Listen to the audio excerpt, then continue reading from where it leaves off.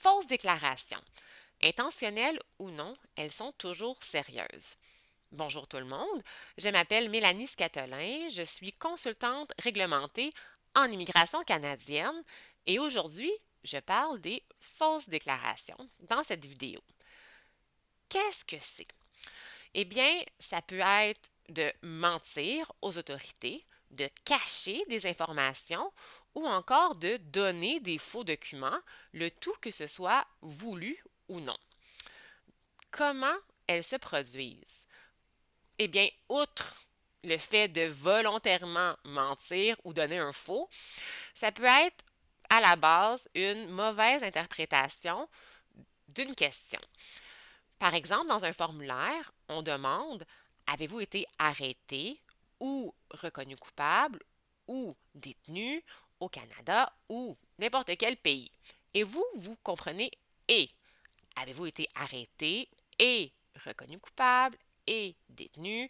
Et là, vous pensez juste au Canada, pas aux autres pays. Eh bien, la réponse que vous mettez pourrait être erronée, donc faire une fausse déclaration.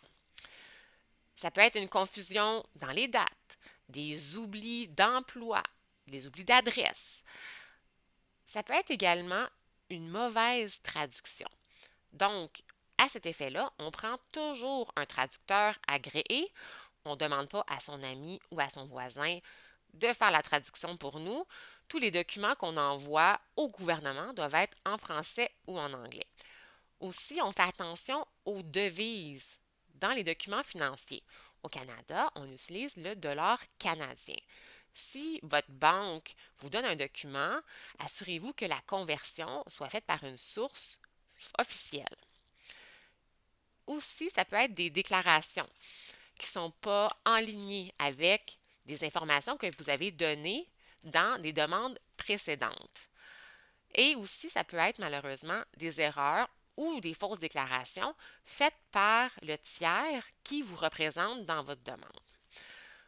Les conséquences des fausses déclarations sont graves.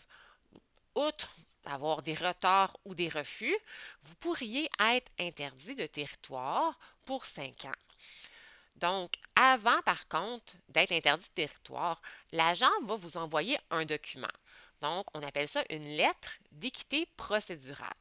Dans cette lettre-là, il va vous donner un délai qui est souvent de 7 jours pour lui répondre parce qu'il va vous avoir dit dans la lettre qu'est-ce qu'il pense qui est la fausse déclaration.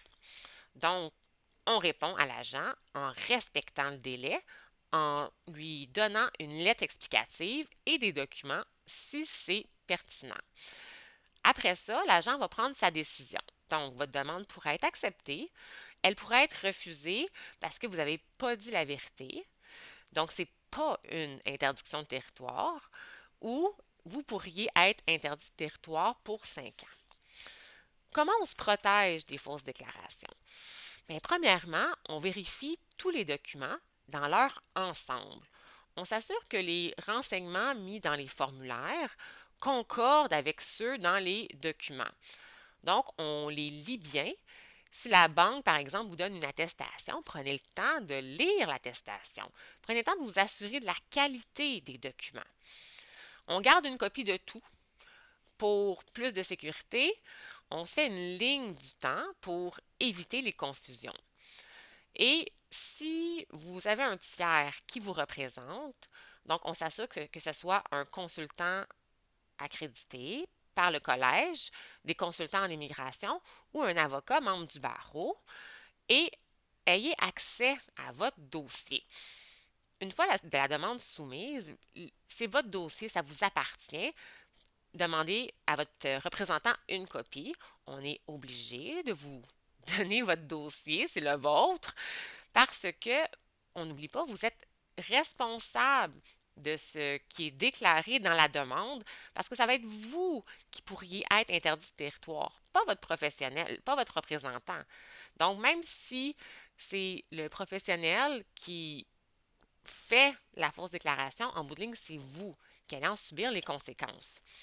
On fait attention finalement aux fausses promesses, aux garanties, parce que c'est l'agent d'IRCC ou des services frontaliers qui décident sur la finalité de votre demande. J'espère que ces quelques informations vous sont utiles. Je vous remercie d'avoir été parmi moi, avec moi, et je vous dis à la prochaine.